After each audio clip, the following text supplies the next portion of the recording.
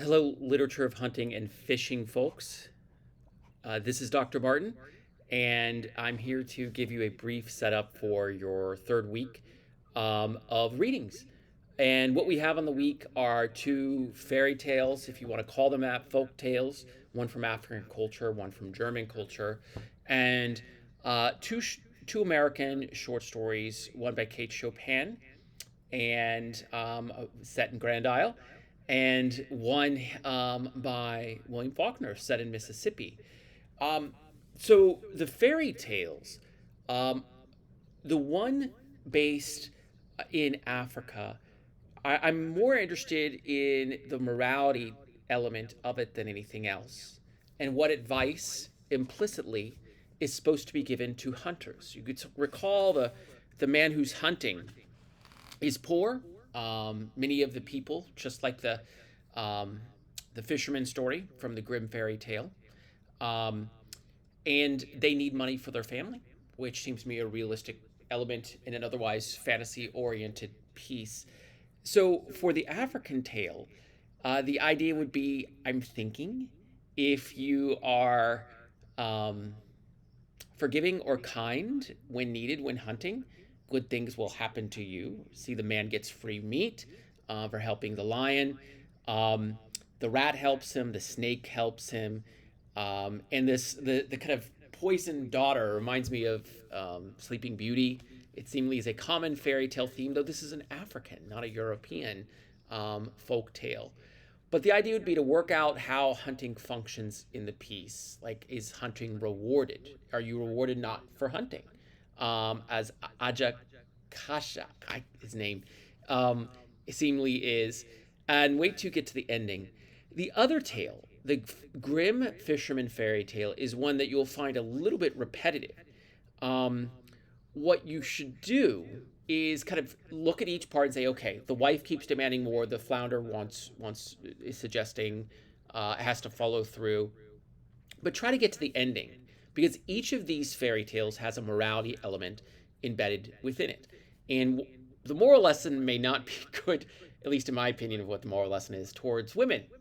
But on the other hand, there could be something else that you see. And I'll be eager to see for your post what are some of the things that you come up with. Um, the other thing that I would mention would be the two stories that you read for today from here, from Louisiana and Mississippi. Let me start with Faulkner. This is an epic story that I'm connecting to Moby Dick, which you read an excerpt from last week. Um, in it, the whale, as you read, it takes on a mythic or symbolic importance. It basically it's supposedly seen in two places at once. It has supernatural abilities. These are tales told by sailors about Moby Dick. Seemingly, Big Ben is the same. The protagonist says at the very beginning that Big Ben haunted his dreams even before he understood what it was. And you should know that Faulkner deals with experimental narration and deals with other things like that. So the idea is um, Big Ben represents this thing you can never catch. But does Sardi eventually catch Ben? What about the hunting dog? Like, why does he need this particular hunting dog? Who does he learn from as he's hunting?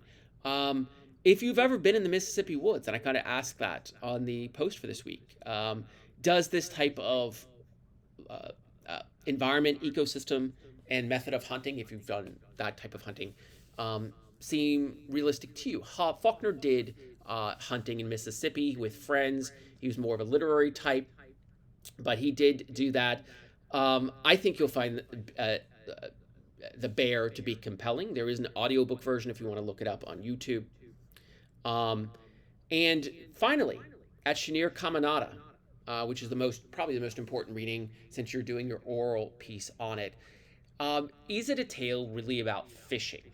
Is Tony's fishing important to the events of the tale, right? Um, in terms of Mademoiselle Duvenier and his love for her. Note that the lugger is his boat, and it takes you from Shinir Caminada back to Grand Isle and vice versa. Note that Chenier Caminada is gone. It was destroyed in a hurricane in the late 19th century. It exists when Chopin wrote this piece. Um, the hurricane had already taken out, so this was a memory that she had. She lived here 14 years. She's from St. Louis. She had married a Cajun man in Louisiana, man who died. Her tales have wonderful things in them. There's love, there's physical love, which is rare for the time.